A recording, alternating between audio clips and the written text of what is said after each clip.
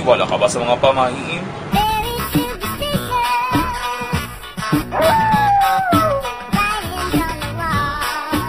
Pinoy ka kung naniniwala ka sa mga ito. Pagkakain daw ng prutas tulad ng mansanas, huwag kainin pati ang buto nito. Kung hindi,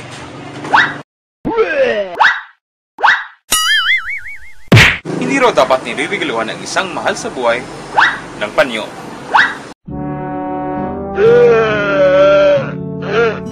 Magdadala ng swerte kung may nabasag sa bagong kasal.